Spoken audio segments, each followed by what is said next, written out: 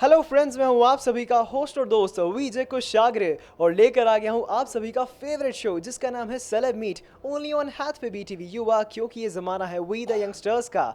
वैसे तो इतने सारे सेलिब्रिटीज़ आते हैं अपनी मूवी, अपने टीवी सीरियल, अपने इवेंट्स को प्रमोट करने के लिए और उनसे मिलकर बहुत अच्छा लगता है। लेकिन आज हमारे साथ एक ऐसे व्यक्ति मौजूद है जिनके व्यक्तित्व में जितनी ऊर्जा है, जितनी सकारात्मक ऊर्जा है, मैं उसे फील कर पा रहा हूँ। बिकॉज जो एनर्जी इनके अंदर है वो तो टोटली मतलब आप कह सकते हैं इनक्रेडिबल है, आउट ऑफ दिस वर्ल्ड है। And he is none other than Kamlesh ji. Kamlesh Patel ji हमारे साथ हैं, हमारे इंडिया की पहचान, इंडिया के हुनरबाज। सर, सबसे पहले आपका बड़े दिल के साथ वेलकम करना चाहता हूं हमारे शो में। Thank you so much. Thank you. Kamlesh ji, मुझे बताएं कि वैसे तो आप जाने जाते हैं अपने पेट्रियाटिज्म के लिए, अपनी देशभक्ति के लिए, लेकिन आपसे एक चीज़ जानना चाहता हूं, कैसा लगता है जब इतने बड़े बड़े मंचों पर जाते हैं, अप्रिसिएशन मिलता है और इतने सारे बड़े बड़े मंचों पे आप गए हैं, जब वापस अपने घर गए थे? मतलब पहले मोस्ट प्रोबेबली बहुत से कम लोग थे जो आपको जानते थे, आपकी इतनी प्रसिद्धि नहीं थी, लेकिन उस शो से जाने के बाद लाइफ में क्या क्या चेंजेस आए आपके? देखो, पहले तो मैं छोटे छोटे शोज़ किया करता था। एक ड्रीम था कि एक बड़े लेवल पे, एक बड़े मंच पे और एक बड़े रियलिटी शो में परफॉर्म करूं, लोग मुझे जाने, दुनिया मुझे पहचाने, मेरी कला से मेरे लोग मुझे पहचाने। और मेरा ड्रीम था कि मुझे एक लोगों तक एक मैसेज पास ऑन करना है। जब पहली बार मैंने छोटे मंच पे परफॉर्म किया था तो लोगों का अप्रिसिएशन बहुत मिलता था। लेकिन मुझे एक मेरा गोल क्लियर था कि मुझे एक सक्सेसफुल डांसर बनना है, एक सक्सेसफुल इंसान बनना है। तो मैंने ऐसे कई सारे ऐसे रियलिटी शो किए। इसके बाद मुझे सबसे बड़ा अगर ब्रेक मिला है तो डांस इंडिया डांस के ज़रिए, जिसमें मैं बतौर जज मैं काम कर चुका हूँ। और इसके बाद मैंने बहुत सारे अवार्ड्स फंक्शन वगैरह सब किए, अवार्ड शोज़ किए। तो बहुत खुशी होती है कि इतने बड़े मंच पे एज ए हम पहले एक छोटे कलाकार की तरफ जाते थे और इसके बाद जब जाते हैं तो लोग एक एज ए सेलिब्रिटी के तौर पे लोग बुलाते हैं, तो बहुत ही एक सुकून मिलता है। ऐसा लगता है कि कई बार ऐसा सोचते हैं कि अगर इंसान की सोच बदल जाए तो सब कुछ कर सकता है। तो एक यही था कि मैंने अपनी सोच और अपनी नज़र को बदला, तो और उसके ज़रिए आज मैं यहाँ तक पहुँच पाया हूँ। उसके ज़रिए आप यहाँ तक पहुँच पाए। अभी आप फ़िलहाल हमारे साथ हमारे शहर इंदौर में मौजूद हैं, तो सर हमें बताएं इस शहर में आकर कैसा लग रहा है? बिकॉज़ ये जैसे दिल्ली कही जाती है कि दिल वालों की दिल्ली है और बॉम्बे को माना जाता है कि इंडस्ट्री कैपिटल है, आर्ट इंडस्ट्री कैपिटल, लेकिन इंदौर को हम कहते हैं चटोरों का ये शहर है। यहाँ पर खाना बड़ा फेमस है, तो यहाँ पर आके कैसा महसूस कर रहे हैं आप? मैं बहुत काफ़ी टाइम पहले, करीबन 2 साल पहले मैं इंदौर आया था कि वही डीआरडी के ऑडिशन लेने के लिए आया था। तो उस टाइम में मैंने यहाँ के पौवे खाए थे। यहाँ के पौवे बहुत फेमस है, सेव पौवे। तो मुझे बहुत आगे 2 साल के बाद मुझे इंदौर में दोबारा मौका मिला है। और ये सबसे बड़ा इंडिया का, भारत का इंदौर उत्सव क्राफ्ट मेला 2016। और मुझे बहुत ही खुशी कि इन लोगों के इंदौर उत्सव मेला क्राफ्ट के साथ मैं बहुत काफ़ी सालों से जुड़ा हूँ। और ये भारत का नंबर 1 क्लीन, जो हमारा मोदी जी का जो सपना है कि क्लीन स्वच्छ भारत, तो यही कि यहाँ पे हमको इस मेले में स्वच्छता देखने को मिलती है। बच्चों के लिए इस मेले में कॉम्पिटिशन्स होती है और ऐसे बहुत सारे सेलिब्रिटीज़ आने वाले, और 3 अप्रैल तक ये मेला चलने वाला है। बहुत ही खूबसूरत मेला है। तो मुझे बहुत ही खुशी है कि इस मेले के ज़रिए मुझे दोबारा इंदौर में मेरी एंट्री हुई। तो आज मैं बहुत ही एक्साइटेड हूँ कि मुझे यहाँ पर परफॉर्म करना है। मेरे फैंस यहाँ पर भी ऑलरेडी बहुत सारे हैं, तो I am really too much excited. Sir, Indore की धरती भी गौरवान्वित है कि आज आप यहाँ पर आए हैं परफॉर्म करने के लिए। सर आपसे पूछना चाहता हूँ कि आपकी पर्सनल लाइफ, जैसे हमने आपको ऑन स्क्रीन देखा है, आपको परफॉर्म करते हुए देखा है, लेकिन आपकी पर्सनल लाइफ में जब कैमरा आपके सामने नहीं होता है तब कुछ ऐसे लोग भी होते होंगे जो मे बी आपको एट दैट टाइम डिमोटिवेट करते थे, जब आप इतने फेमस नहीं थे, जब आप रियलिटी शोज़ पर नहीं गई थे। तो वहाँ पर जब उन लोगों के सामने अब आप वापस जाते हैं तो उनका क्या रिस्पॉन्स होता है आपके लिए? सबसे पहले अगर मैं सक्सेस बनाऊँ तो मुझे जो क्रिटिसाइज़ करते थे, जो मुझे डीमोटिवेट करते, वही मेरा रोल मॉडल है। तो उनको मैं थैंक्स कहना चाहता हूँ कि उन्होंने मुझे डीमोटिवेट किया, मुझे क्रिटिसाइज़ किया, तो उनके बदौलत मैं आज यहाँ पे हूँ।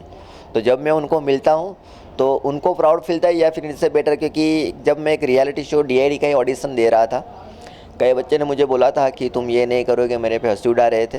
जब डीआईडी में पहुंचा, डीआईडी के बाद मैं एज ए सेलिब्रिटी बन के बाहर निकला। जब ऑल ओवर इंडिया में कहीं ना कहीं एज ए कॉम्पिटिशन होती है, मैं बतौर जज जाता हूं। गुजरात में जब कॉम्पिटिशन हुई थी और वही बच्चे मेरे सामने परफॉर्म कर रहे थे, तो मुझे प्राउड फील होता है, क्योंकि जो इंसान जो कुछ भी छान लेता है अंदर से, तो एवरीथिंग इज़ पॉसिबल। और मैं तो ये मानता हूँ कि जिस इंसान को अगर सक्सेस बनना है तो किसी को अपना आदर्श बन, लेकिन जो आपको क्रिटिसाइज करते हैं, डिमोटिवेट करते, उनको ही आप अपना आदर्श बनो, उनको ही आप चैलेंज लेके आप सक्सेस लेवल तक पहुँच पाते हो।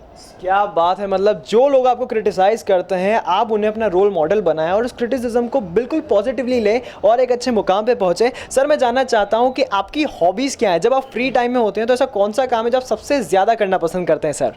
हाँ, ज़्यादा तो मेरी हॉबी डांसिंग है, क्योंकि यही मेरी लाइफ है। तो फ्री टाइम में मैं कुछ नई नई कोरियोग्राफीज और मेरी एकेडमी चलती है, तो उसमें मैं ध्यान देता हूँ। कई बार मैं नॉवेल्स वगैरह मैं ज़्यादा पढ़ता हूँ, तो मैं नॉवेल्स में मैं ज़्यादा इंटरेस्टेड हूँ, तो मुझे किताबें ये सब वगैरह पढ़ना अच्छा लगता है। तो फ्री टाइम में वही, और फैमिली के साथ टाइम स्पेंड करना, कहीं इधर घूमने जाना, ये सब वगैरह अच्छा लगता है। मतलब फैमिली के साथ टाइम स्पेंड करते हैं। मतलब अधिकतर ये प्रॉब्लम होती है, अगर आप एक सेलिब्रिटी बन गए हो तो फैमिली के साथ टाइम स्पेंड करना बहुत मुश्किल हो जाता है। सर मुझे बताएं, अपनी फैमिली के साथ ऐसी कौन सी जगह है जहाँ पर आप जाना सबसे ज़्यादा पसंद करते हैं सर?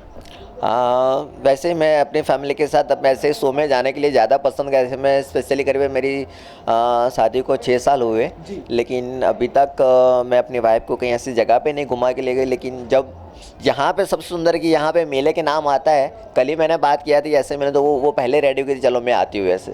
तो उनको ऐसे मेले में आना, और क्योंकि ये बहुत ही बढ़िया मेला है तो यहाँ पे सबका आना दिल करता है।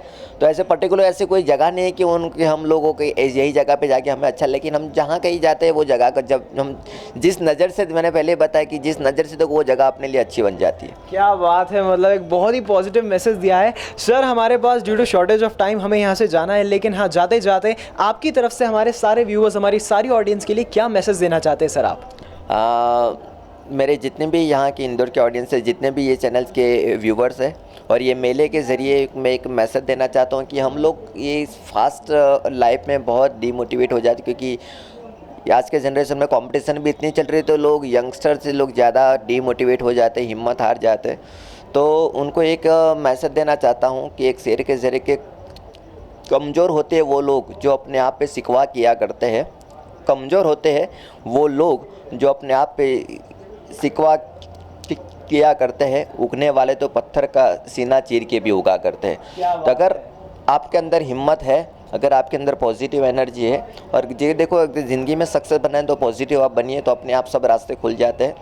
तो मेरी सभी से रिक्वेस्ट है, ये चैनल के ज़रिए आप मेरे हाथ में ये देख रहे हो, इंदौर उत्सव क्राफ्ट मेला 2016 3 अप्रैल तक चलने वाला है, और मेरे जैसे ऐसे DID से बहुत सारे सेलिब्रिटीज़ भी आने वाले हैं और बॉलीवुड से भी आने वाले हैं। तो मेरी रिक्वेस्ट है कि इस मेले का आप एंजॉय करिए और अपने बच्चों को लेके आए, क्योंकि यहाँ पे एंजॉयमेंट के साथ साथ कुछ शैक्षणिक ज्ञान भी मिलता है और कुछ बच्चों को भी मोटिवेशन मिलता है यहाँ से, कि ऐसे भी कुछ कंपटीशन भी होते हैं जिससे बच्चों को भी प्रेरणा मिले, कुछ सीखने को मिले। थैंक यू सो मच, जय हिंद, thank you. Thank you very much sir for joining us, and I hope all the best to you कि आप इंदौर ऐसे ही आते रहें, मैं आपसे मिलते रहूँ और आप हमेशा उस पॉजिटिव एनर्जी मेरे अंदर ट्रांसफर करते रहें, संचार करते रहें। Thank you very much sir for joining us.